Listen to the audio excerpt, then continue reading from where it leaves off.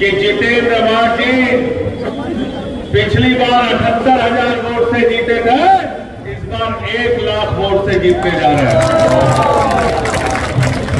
तैयार हो सब लोग? हाथ उठा के बताओ पीछे का।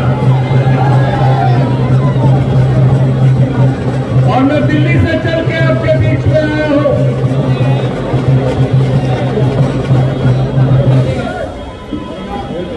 दिल्ली से चल के आपके बीच में आया हूं और इसलिए आया हूं कि पूरे हिंदुस्तान में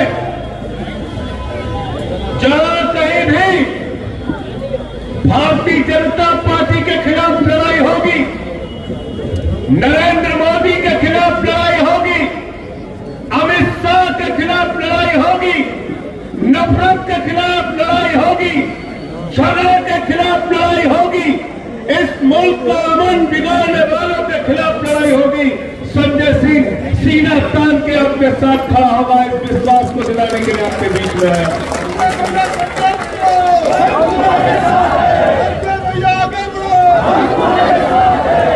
मुझे बहुत ताज्जुब है कि देश का कानून मंत्री आज आके कह रहा है सदन के सत्र के शीतकालीन सत्र में वक्फ का कानून पास कर देंगे। मैं जेपीसी का मेंबर हूं, अपोजिशन की तमाम पार्टियां उसमें मेंबर हैं। अरे अभी तो बिल के ऊपर मिनिस्ट्री की जो रिपोर्ट है उस पर चर्चा शुरू नहीं हुई। 800 पन्ने की रिपोर्ट में सिर्फ 100 पन्ने पे चर्चा हुई। अभी हमारी सरकार के प्रतिनिधि नहीं आए, बहुत सारे लोगों ने अपनी बात अभी कही नहीं। और देश का कानून मंत्री अगर ऐसी बात कह रहा है तो देश के संविधान के साथ कानून मंत्री गद्दारी कर रहा है, लोकतंत्र के साथ गद्दारी कर रहा है, उसको कहने का हक नहीं। जेपीसी पार्लियामेंट ने बनाई है और पार्लियामेंट की रिपोर्ट के बगैर कोई भी कानून पास नहीं हो सकता। अभी जेपीसी की रिपोर्ट बनी नहीं है, उसके पहले अगर कानून पास करने की कोशिश करेंगे तो उसका पुरजोर विरोध करने का काम हम लोग करेंगे। अभी टूर हो रहा था, उसका बहिष्कार किया। बंद करा दो भाई। साथियों दोस्तों, कहां से शुरू करें और कहां खत्म करें? वतन की जो हालत सुनाने लगेंगे तो पत्थर भी आंसू बहाने लगेंगे। वतन की जो हालत सुनाने लगेंगे तो पत्थर भी आंसू बहाने लगेंगे। अगर भीड़ में खो गई आदमियत तो उसे ढूंढने में जमाने लगेंगे। आदमियत का, इंसानियत का, मानवता का कत्ल किया जा रहा है और नफरत की बुनियाद पर हिंदुस्तान को बनाने की कोशिश की जा रही है। भाई से भाई को झगड़ा कराने की कोशिश की जा रही है।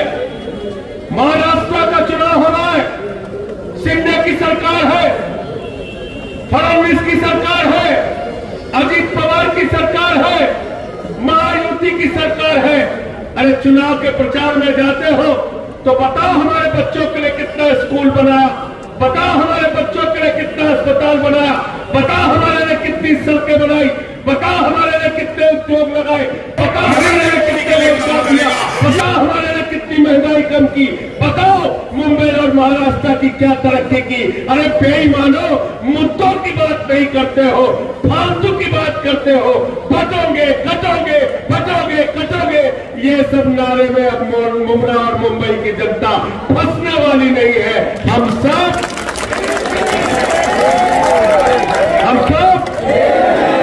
हिंदू मुस्लिम सिख ईसाई,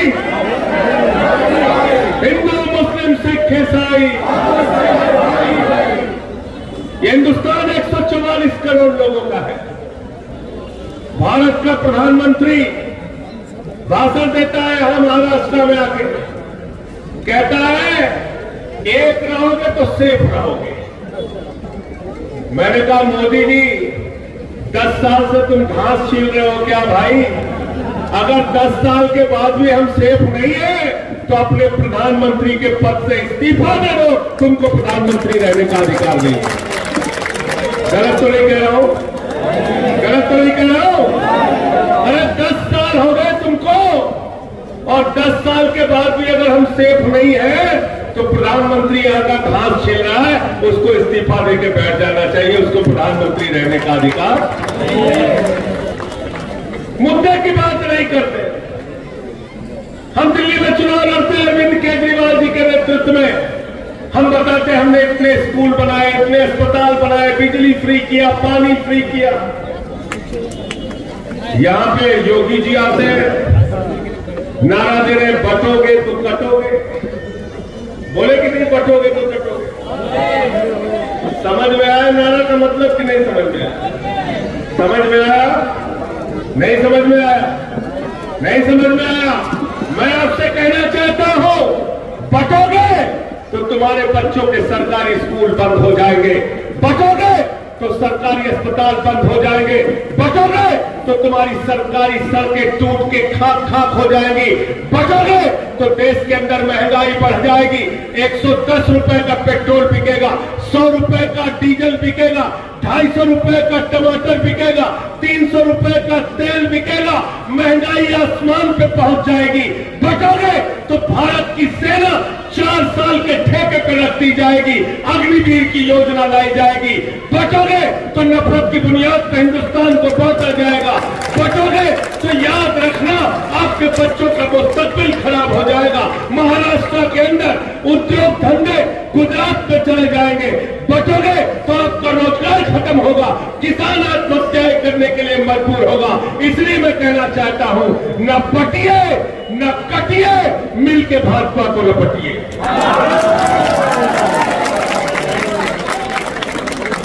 गलत तो नहीं कह रहा हूं? न पटिए न कटिए, मिलके भाजपा को, पीछे तक बोलो, न पटिए न कटिए, मिलके भाजपा को, मिलके भाजपा को लपटिए। रपटना मतलब समझे थे नहीं समझे? सुल्तानपुर वाले हैं कि नहीं है? सुल्तानपुर, प्रतापगढ़, बस्ती वाले हैं समझे?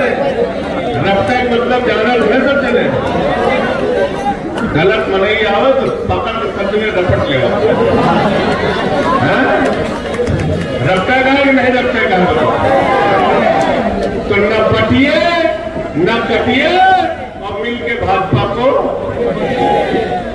और दूसरा मैं क्या कहता हूं भारतीय जनता पार्टी को, भारतीय जनता पार्टी को मैं कहता हूं भारतीय जेब कतरा पार्टी। भारतीय जेब कतरा पार्टी, जेब काटने वालों की पार्टी। महंगाई देश के अंदर बढ़ाया, नोटबंदी लगा के आपकी जिंदगी को बर्बाद किया, आप लाइनों में खड़े रहे, 100 से ज्यादा लोग मर गए। किसानों के 3 काले कानून लाए, 750 किसानों ने अपनी शहादत दी। भारत का प्रधानमंत्री इस देश की जनता से झूठ बोलने का काम करता है। एक बार प्रधानमंत्री ने कहा मोदी जी को वोट दे दो, 2 करोड़ नौकरी देंगे, झूठ बोला। फिर बोले ऐसा काला धन लाएंगे, इतना काला धन लाएंगे, इतना काला धन लाएंगे कि हर आदमी के खाते में कितना जमा हो जाएगा? कितना जमा होगा? सबको याद है, कोई भूला नहीं, समझ पाए। 15 लाख आ गए, 15 पैसे भी नहीं आए, 15 पैसे भी नहीं आए। किसानों को कहा भाइयों और बहनों किसानों, आपका हम आमदनी दोगुना कर देंगे, फसल का दाम दोगुना कर देंगे। किसानों से झूठ बोला। माताओं बहनों से कहा महंगाई कम कर देंगे, देश के नौजवानों से कहा रोजगार देंगे। हर चीज झूठ बोलने का काम किया।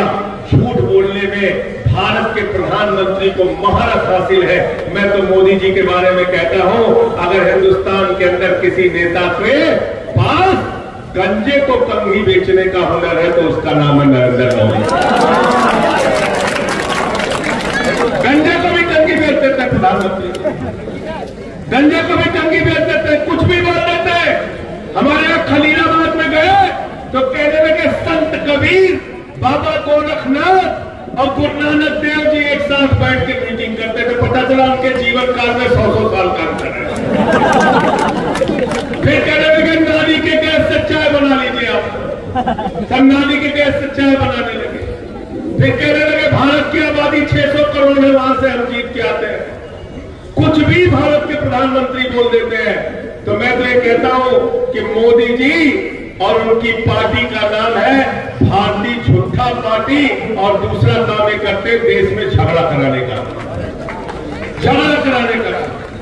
झगड़ा क्यों कराते हैं? क्योंकि इनके पास कुछ बताने के लिए नहीं है। ये नहीं बता सकते हिंदुस्तान में कितना रोजगार दिया, नहीं बता सकते किसानों के लिए क्या किया, नौजवानों के लिए क्या किया। आज महाराष्ट्र के अंदर सबसे ज्यादा नौजवान आत्महत्या कर रहा है, किसान आत्महत्या कर रहा है। आज माहौल खराब करने का काम इस चुनाव के अंदर किया जा रहा है, नफरत की बातें इस चुनाव के अंदर किया जा रहा है, और देश के प्रधानमंत्री नफरत की भाषा बोलते हैं। कभी कहते हैं भैंस चुरा के ले जाएंगे, कभी कहते हैं मंगलसूत्र चुरा के ले जाएंगे, कभी कहते हैं रोटी चुरा के ले जाएंगे। अभी हद कर दी प्रधानमंत्री ने, कहने लगे बेटी चुरा के ले जाएंगे। मैं पूछना चाहता हूं नरेंद्र मोदी जी, अगर आप इतने कायर प्रधानमंत्री हो कि आपके रहते हुए बेटी चुरा के ले जाएंगे, तो प्रधानमंत्री के पद से इस्तीफा दे दो, तुमको प्रधानमंत्री के पद पर रहने का अधिकार है।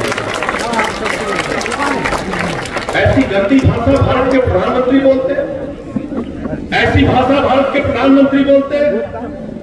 हिंदुस्तान के मुसलमानों के खिलाफ आप लोगों को भड़काते हैं, और दुबई में जाते हैं तो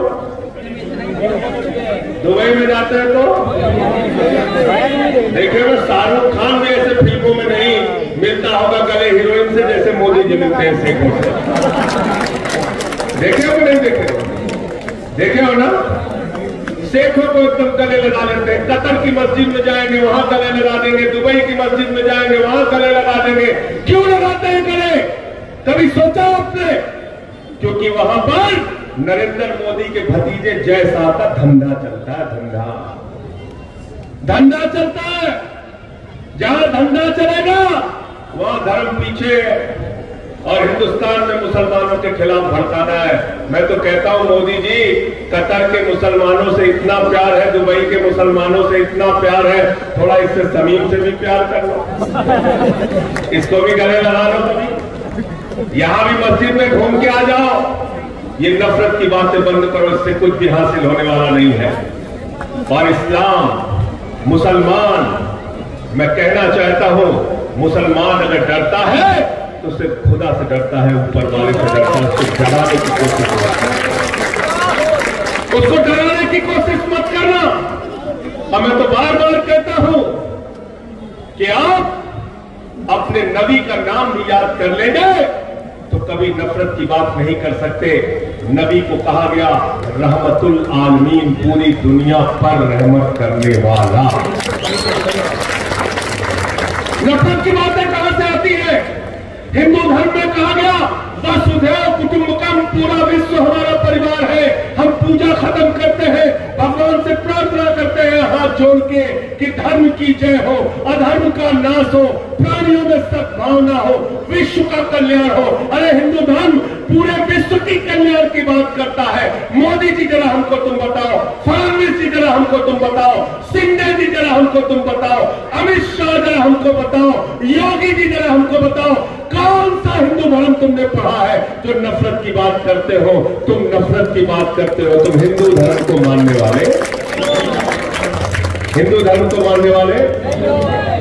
तो मैं अभी समीम भाई से रास्ते में बात हो रही थी, थोड़ा कंफ्यूजन में है आप लोग, है?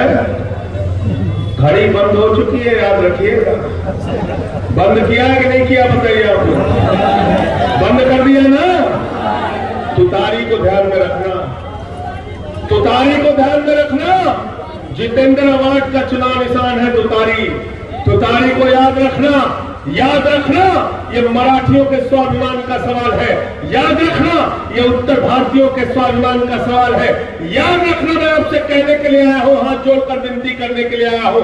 ये वही लोग हैं जिन्होंने गद्दारी करके शिवसेना को तोड़ने का काम किया, बाला साहब उद्धव ठाकरे की पार्टी को तोड़ने का काम किया। ये वही लोग हैं जिन्होंने शरद पवार की पार्टी को तोड़ने के लिए काम किया। तो याद रखना, गद्दारों के लिए माफी, गद्दारों के लिए माफी, किसी भी धर्म में गद्दारों के लिए माफी गद्दारों के लिए माफी, और जितेंद्र अवार्ड के लिए इसलिए भी आया हूं, आज आपको बता रहा हूं।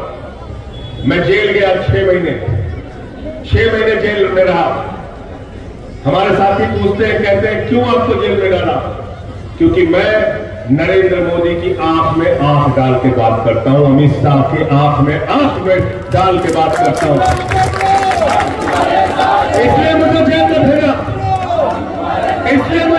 भेजा, क्योंकि मैं आपकी आवाज उठाने का काम करता हूं। इसलिए मुझे जेल में भेजा क्योंकि देश की सदन में प्रधानमंत्री के सामने 2-4 करने की बात करता हूं, और इसलिए मुझे सदन में मुझे उठा के जेल में भेजा क्योंकि मैंने सदन में नारा लगाया था, मोदी अडानी भाई भाई देश बेच के भाई बनाया। इससे नाराज हो गए, मुझे देशद्रोही कहते हैं, मेरे ऊपर देशद्रोह का मुकदमा लगाया, 23 FIR मेरे खिलाफ की, PMLA का मुकदमा लगाया, जेल में भेजा मुझे। और मुझे ये बताते हुए फख्र हो रहा है कि जब मैं जेल में था तो मेरे लिए यहां से जितेंद्र अवार्ड चल के मेरे परिवार से मिलने दिल्ली गए थे, इसलिए उनके लिए आया। ये समीम उनके साथ गए थे, हमारे मदनी भाई साथ गए थे, एहसान भाई साथ में गए थे। तो जो सुख दुख के साथी होते हैं, जिम्मेदारी और फर्ज बनता है उनके साथ खड़े हो। मैं आपसे हाथ जोड़कर विनती करने के लिए आया हूं, किसी घड़ी बड़ी के चक्कर में मत पड़िएगा। गलत तो नहीं कह रहा हूं? चक्कर में तो नहीं पड़ रहे हो ना? चक्कर में तो नहीं पड़ रहे हो? चक्कर में तो नहीं पड़ रहे हो ना? अगर घड़ी को वोट देना है, इससे बढ़िया कमल को वोट देके चले आए। गलत तो नहीं कह रहा हूं? अगर घड़ी को वोट देना चाहते हो तो नरेंद्र मोदी को वोट दे देना। अगर घड़ी को वोट देना चाहते हो तो भारतीय जनता पार्टी को वोट दे देना। अगर घड़ी को वोट देना चाहते हो तो योगी आदित्यनाथ को वोट दे देना।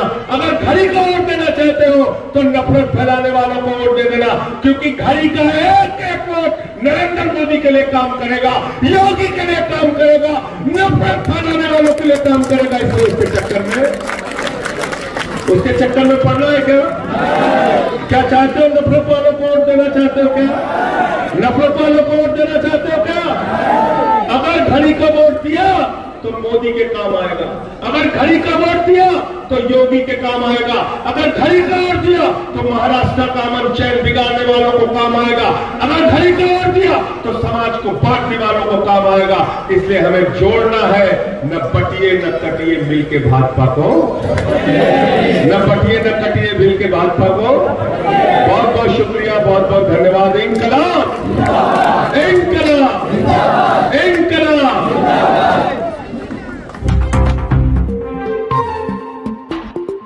मेरा न्यूज़ को लाइक करें, सब्सक्राइब करें और बेल आइकन दबाना ना भूलें।